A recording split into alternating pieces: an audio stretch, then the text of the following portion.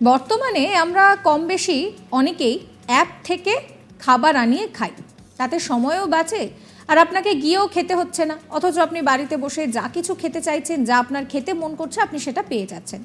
কিন্তু একবার ভাবুন তো, আপনি ধরুন chilli chicken fried rice order করেছেন আর আপনার কাছে সেই অর্ডার একবার পৌঁছালো, তারপরে আরও 6বার আপনার কাছে সেই অর্ডার পৌঁছলো, তাহলে কি অবস্থা হবে বলুন তো?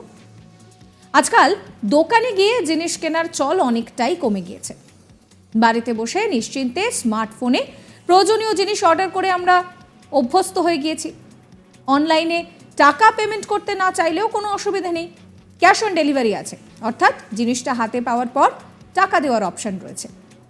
কিন্তু এই অনলাইনে অর্ডার করা বা পেমেন্ট করার ক্ষেত্রে কোনো রকম তাড়াহুড়ো করবেন না। আমরা আপনাদেরকে যে ঘটনার কথা বলছি সেটা শুনেই বুঝতে পারবেন যে কেন এই কথা বলছি। এক ব্যক্তি বাড়ির প্রয়োজনীয় কিছু সামগ্রী অর্ডার করেছিলেন ডেলিভারি অ্যাপে, কিন্তু অর্ডার করার সময় বেশ অসুবিধায় পড়েন তিনি। কোনো অজ্ঞাত কারণে সেই অর্ডার বারবার দিতে ব্যর্থ হচ্ছিলেন তিনি। গোটা বিষয়টা নিজের টুইটার হ্যান্ডেলেও তিনি তুলে ধরেন। প্রণয় লয়া নামে ওই ব্যক্তি জানান যে প্রাথমিকভাবে অ্যাপ থেকে ওই নিত্য প্রয়োজনীয় সামগ্রী তিনি কিনতে চেয়েছিলেন, কিন্তু কোনো কারণবশত তিনি অর্ডারটা প্লেস করতে পারছিলেন না।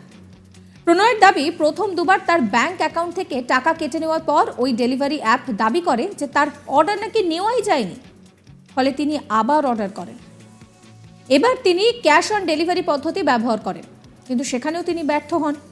বাধ্য হয়ে তিনি অন্য একটি ডেলিভারি অ্যাপে অর্ডার করে দেন প্রয়োজনীয় জিনিসপত্রগুলি। এরপর নাকি তার কাছে পরপর ফোন আসতে থাকে, সব ফোনই ডেলিভারি পার্টনারদের তরফে। অ্যাপে অর্ডার স্ট্যাটাস ক্যান্সেল দেখালেও ওই সমস্ত সামগ্রী তার বাড়ির উদ্দেশ্যে রওনা দিয়ে দেয়। ডেলিভারি এক্সিকিউটিভরা একে একে এসে উপস্থিত হন, কেউ প্রিপেড, কেউ ক্যাশ অন ডেলিভারির নিয়ম মেনে সামগ্রী দিয়ে যেতে থাকেন, যার ফলে দেখা গেল উনি যা অর্ডার করেছিলেন তার 6 গুণ সামগ্রী বাড়িতে চলে এসেছে। একই দিনে তার কাছে পৌঁছায় 20 লিটার দুধ, 6 কেজি ধোসা ব্যাটার, 6টি আনারসের প্যাকেট। একসঙ্গে এত সামগ্রী নিয়ে তিনি কি করবেন? বিড়ম্বনায় পড়েন প্রণয়।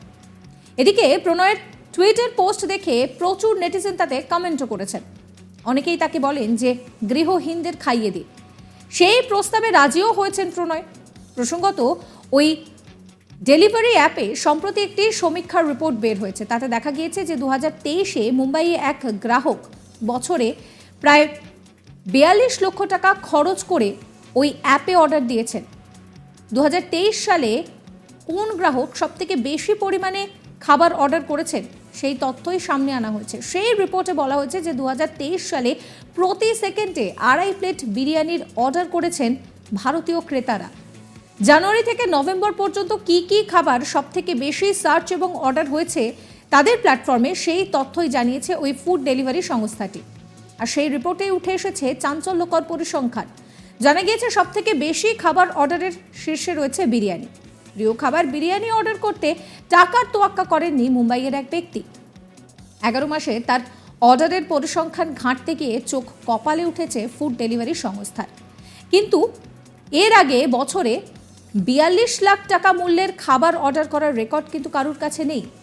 এক ব্যক্তি 1633 বার বিরিয়ানি অর্ডার করেছেন ওই ফুড ডেলিভারি অ্যাপে, যা প্রতিদিনের গড় রেকর্ড করলে 4 প্লেট দাঁড়ায়। এখানেই শেষ নয়, নাগপুরে একজন ব্যক্তি একই দিনে 92টি কেক অর্ডার করেছেন। ব্রেকফাস্ট, লাঞ্চ, ডিনার সবেতেই কি তাহলে উনি কেক খেয়েছেন? জানতে চেয়েছে ফুড ডেলিভারি সংস্থা। জানা গিয়েছে প্রতি 5.5 প্লেট চিকেন বিরিয়ানিতে 1 প্লেট করে ভেজ বিরিয়ানিরও অর্ডার হয়েছে। ঝাঁসির এক বাসিন্দা নাকি একই দিনে 269 রকমের খাবার অর্ডার করেছেন।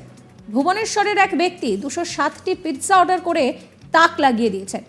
বেঙ্গালুরুকে ভারতের কেক ক্যাপিটালের তকমা দিয়েছে ওই সংস্থা। বছরে 85 লাখ কেক অর্ডার করে এই তকমা হাসিল করেছে বেঙ্গালুরু। চকলেট কেক সবথেকে বেশি অর্ডার হয়েছে। ভ্যালেন্টাইন্স ডেতে প্রতি মিনিটে 271টি কেক অর্ডার করেছেন ভারতীয়রা। পরিসংখ্যান থেকে জানা যাচ্ছে এই সমস্ত চাঞ্চল্যকর তথ্য। তবে এই সব কিছুর ঊর্ধ্বে উঠে যে বিষয়টা রীতিমতন মাথা ব্যথার কারণ হয়ে দাঁড়িয়েছে তা হচ্ছে প্রণয় বাবুর অর্ডার করা জিনিস 6 বার এসেছে। আপনারাও কি কখনো এই ধরনের কিছু সমস্যা ফেস করেছেন অনলাইন এই ধরনের কোনো অ্যাপ ব্যবহার করে? তাহলে নিচে অবশ্যই কমেন্ট করে জানাবেন এবং সমস্ত খবরের আপডেটের জন্য সাবস্ক্রাইব করবেন আজ তাক বাংলার ইউটিউব চ্যানেলকে। ফলো করতে ভুলবেন না আজ তাক বাংলার হোয়াটসঅ্যাপ চ্যানেলও।